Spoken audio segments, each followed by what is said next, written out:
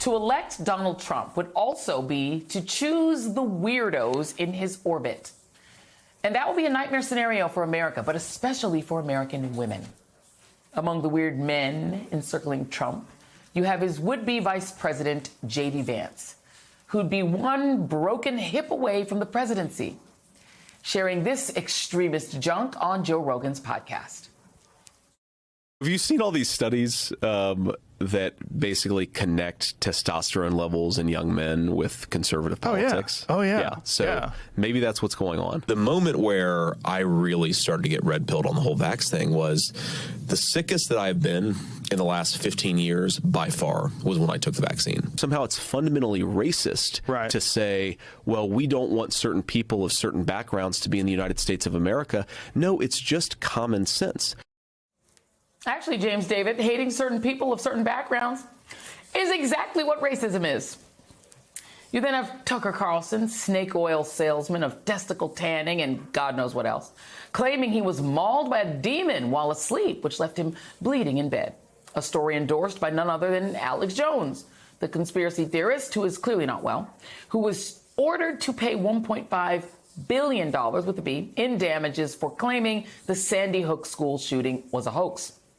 There's also Stephen Miller, the ghoulish, sadistic grandson of Eastern European refugees, who seems to view rounding up brown immigrants, separating mothers from their children, and chucking them all into concentration camps as a sport he could actually letter in. But perhaps most alarming is that Donald Trump is promising to grant brain worm-infested animal carcass voyeur and dedicated anti-vaxxer Robert Kennedy Jr. unlimited power over women's health. Robert F. Kennedy Jr. we have.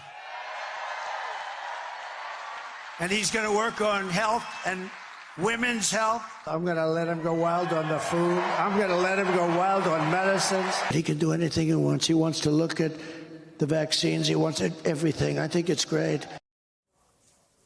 But what do you expect from a candidate who talks about women like this? I said, well, I'm going to do it whether the women like it or not. I'm going to protect them. Whether women like it or not, said the adjudicated sexual abuser. Joining me now is Grammy-nominated singer and actress Janelle Monáe. Ms. Monáe, it is so great to have you on the show. I would just love to get your top-of-mind thoughts about the men who claim they will now be our protectors. Donald Trump, J.D. Vance, and apparently Robert F. Kennedy Jr., who will be in charge of all of our health care. Well, I want to say hi, Joanne. Joanne, thank you so much for having me. Thank you for holding us down and in the best possible way.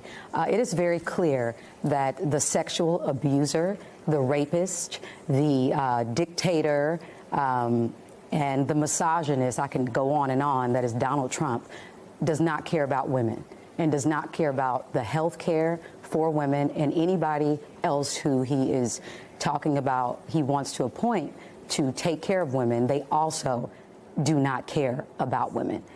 This is so true about the Republicans and everybody that supports this man. It is very clear that he is the wrong candidate to be leading this country. He's only out for himself. He's not for our people, and he's playing to an audience that thrives off hate, division, and really the hatred of women. And I'm not going to stand here and allow it.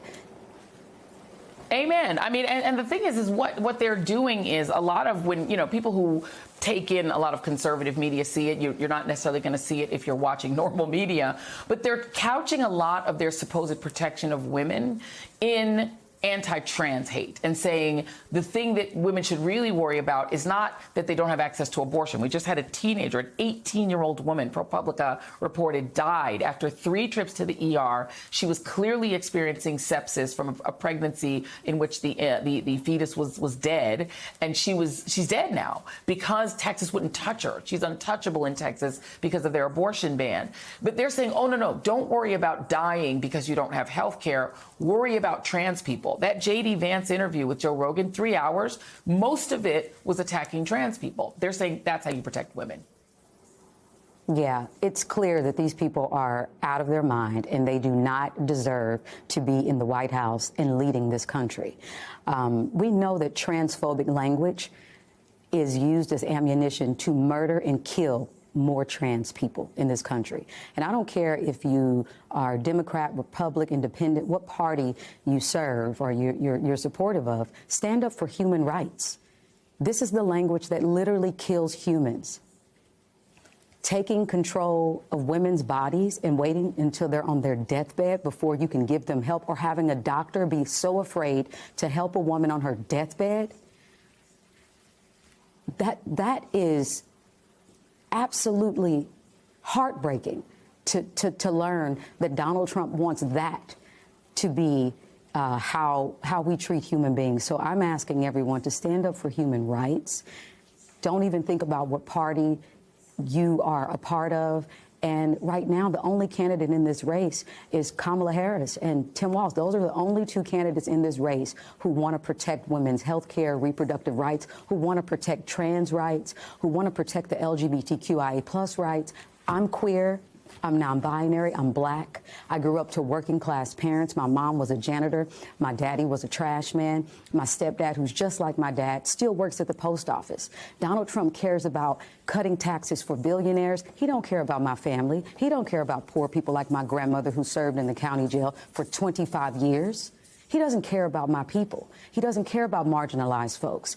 And so I'm asking those who are in the position of power, who benefit from whiteness, who benefit from patriarchy, to stand up for women, minorities, and those who don't have platforms to stand up for themselves.